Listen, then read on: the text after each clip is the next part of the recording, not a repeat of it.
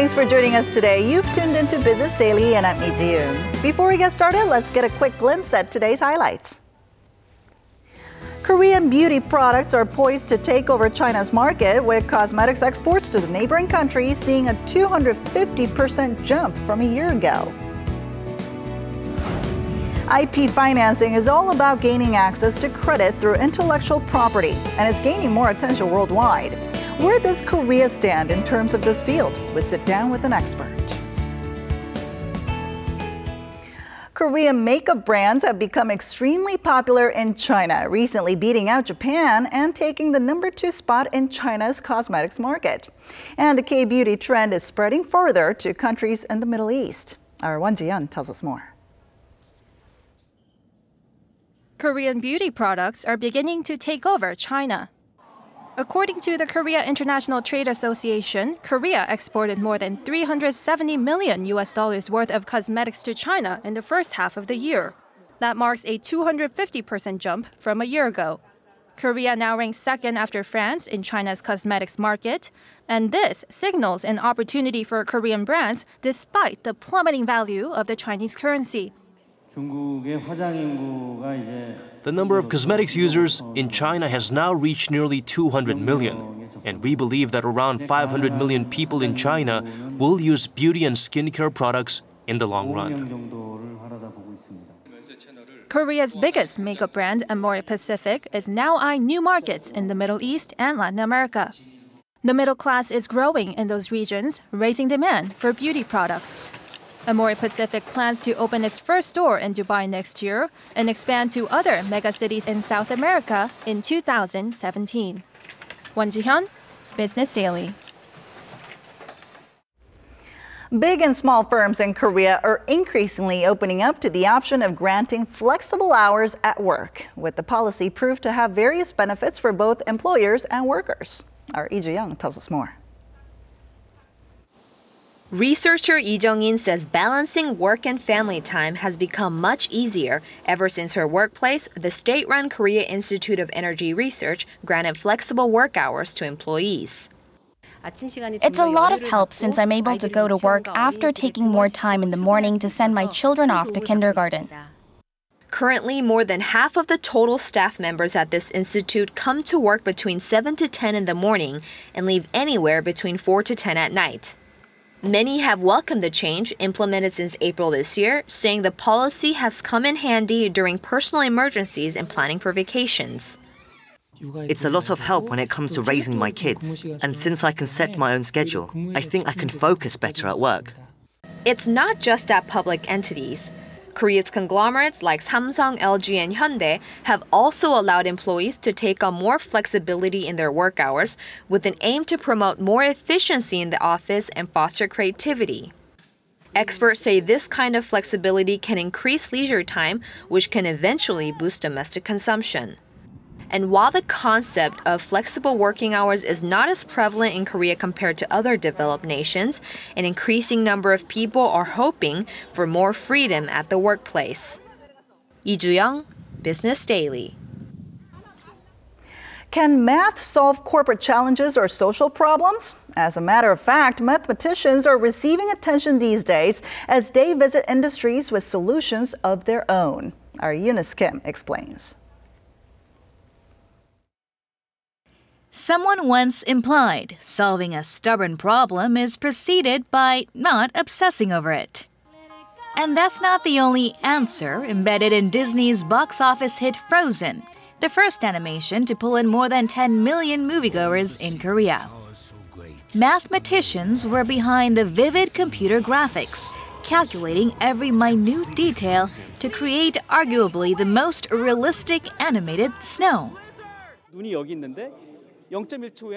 How will snowflakes move in 0.1 or 2 seconds? Using algorithms to figure that out makes it more realistic than having it animated. Math is also playing a key role in medicine, predicting the movements of cells injected with a drug, and in robotics, in the development of artificial intelligence. American mathematician James Simons is also a billionaire investor. Using the power of math, he figured out how to walk away with a 30% plus profit each year during the global financial crisis. Back here in Korea, industrial mathematics is being used to figure out how to best restructure household debt. Just one example of how math and other industries are cooperating in finding workable alternatives. The Industry Math Problem Hunter project has math professors from some 20 universities visit industries to help solve problems. We hope the pool of problem hunters will grow with more mathematicians as the infrastructure is further developed.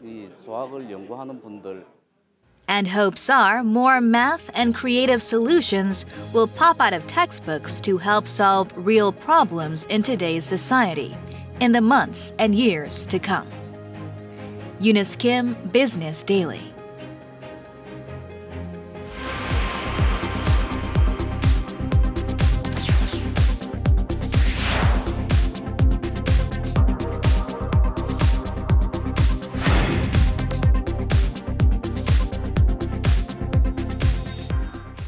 In this day and age where new things are continuously invented and developed, being able to successfully finance one's intellectual property assets could play a vital role in stepping up a nation's economic competitiveness as a whole. Let's take a closer look. A globally renowned thinker on the creative economy, John Hawkins, once said, "Intellectual property is the currency of the creative economy. A creative economy without IP is meaningless." Going by those words, a growing number of businesses worldwide are leveraging their IP assets in exchange for finance, in hopes of making it easier to gain access to affordable credit. Lending institutions, on the other hand, are extending their business to provide loans on the basis of IP. Now, there's a growing consensus among corporations and the government that Korea must increase monetization of IP assets, meaning helping finance companies with promising IP holdings. In fact, last year, some 300 firms received funding through IP financing from state-run banks in Korea, amounting to a total of 165 billion won, or roughly 140 million US dollars. Korea is in the world's leading ranks when it comes to investing in research and development, but it falls behind in securing promising patents. Considering the importance of intellectual property and IP financing in terms of a country's growth potential, more experts are calling on Korea to step up its game in the field. And to tell us more about this, we're now joined by George Park, Senior Director of Development at IP Value. Thanks for joining us today. Thank you. All right, so we've seen rapid growth in the global fintech or financial technology in recent years, further spotlighting, I guess, the importance of intellectual property. Tell us a little bit more about this trend. I see this as part of a larger trend in which there's continued penetration of digital devices, information processing, mobility, and connectivity to various aspects of society and business. This is having a transformative effect in multiple industries: healthcare, manufacturing, logistics, and yes, financial services. So for example, in the next few years, we can see new technologies and services around payments, banking services, lending, etc. Now, with regard to IP and innovation, in the process of this transformation, innovation matters, and thus IP matters, to create competitive advantage and then to maintain it as new entrants come into the field. I think this is a very exciting development, and within the next 5 or 10 years, there's going to be new technologies, new services, new entrants, and there could be good opportunities for some players to take early leadership positions in this important industry. All right, then let's shift our focus to IP financing, or the use of IP assets like design rights, trademarks, copyrights, and all that to gain access to credit. Tell us a little bit more about this. Sure. My focus in work is on patents, so I'm going to be talking about that. But you're quite right. If we're thinking about intellectual property in general, it can include all of those things. And in fact, an early example was the collateralization of royalties from David Bowie's music. That happened over a decade ago. Turning back to patents, though, patents are an asset the same way, or it's similar in some respects to how plant, property, and equipment are assets. They can have value, and they can be traded. That said, there are some important differences in terms of patents that impact how they could be traded within the marketplace. Two parties may have very different ideas of the valuation of a patent. Furthermore, to capture the value of the patent through licensing or sale could be fairly difficult. So in terms of a robust marketplace, I think it's a very exciting area, but it will probably not have the robustness and liquidity as a marketplace for stocks and bonds, for example. But there is activity going on, and one of the most well-known examples might be a group called the Fortress Investment Group, which in the last 2 years or so, I believe, has deployed a few $100 million in IP financing. Well, but then not a lot of us here in Korea are familiar with this IP financing. I mean, is this more prevalent overseas in other countries? I think there's more activity. There are pockets of activity in certain locations, but I wouldn't say that there's any one country that has an overwhelming advantage in this marketplace for the reasons I mentioned before. I will say that in the U.S. marketplace, because there's so much IP activity, patent licensing, litigation, and sales, that they have a bit of an advantage in terms of the infrastructure of business, finance, and legal resources to facilitate these kind of transactions. All right, well, I heard that your visit to Korea this time around, it's actually focused on invigorating IP financing here in the country. In your opinion, where does Korea stand when it comes to intellectual property assets? Sure. In fact, I visited here to attend the Asia IP Business Forum, a very interesting discussion. Lots of good questions addressing fintech and other related matters as well. I think there's a lot of exciting development happening here in Korea. It's still early, it's still developmental, but there are officials in government and in business who are aware of the opportunity and the challenges and are thinking proactively and creatively about addressing them. For example, the KDB and the IBK, they've been very active in this field for multiple years now, and there's news about, I think, their Infra IP fund with 100 billion won in funding. And it'll be very interesting to see how that develops. Okay, well, I think this really goes in line with Korea's latest push for a creative economy. Like we heard in the report, creative economy doesn't come unless it has the intellectual property assets. Could you tell us a little bit about how important this could be for the country's economy as a whole? I see.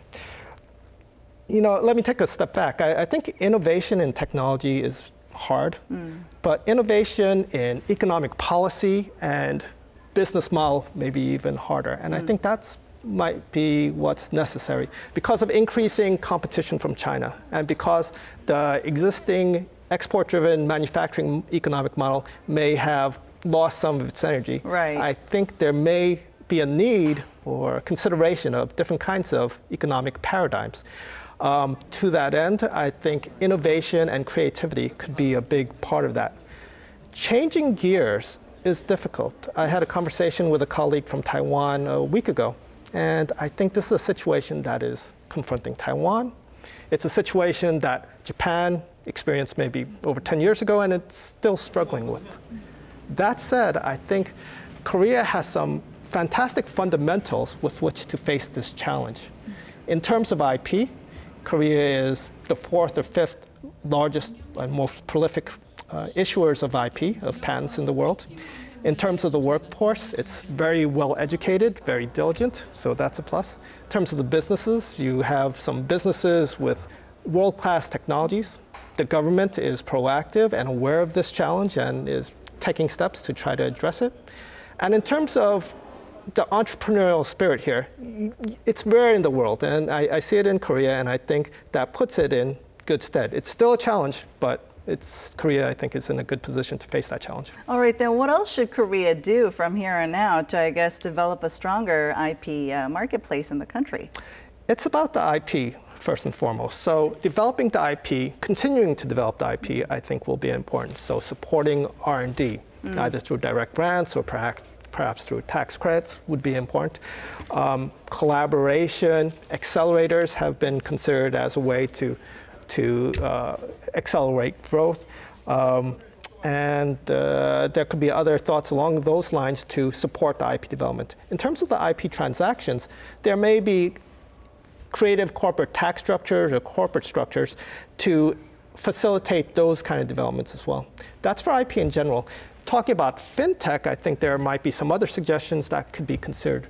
For example, in the conference yesterday, we're talking about certain regulations, which they have a role, but they may be holding back some innovations, and so some reconsideration of some of those regulations might be in order. Another thought was that when you look at fintech, it's kind of a combination of the financial community and the ICT, or information communication technology community, and they interact. They're aware of each other, of course, but having more forums where there could be shared ideas and discussions, I think that could be helpful as well.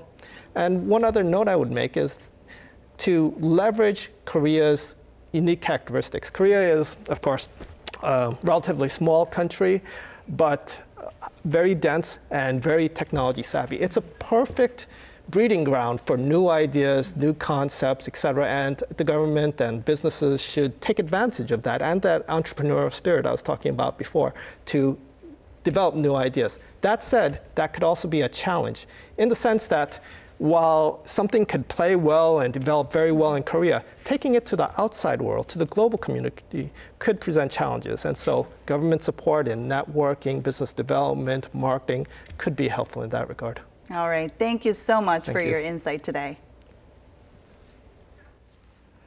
All right, that wraps it up for today. We'll be back tomorrow with more, so don't forget to tune in then. Thanks for watching, and bye-bye for now.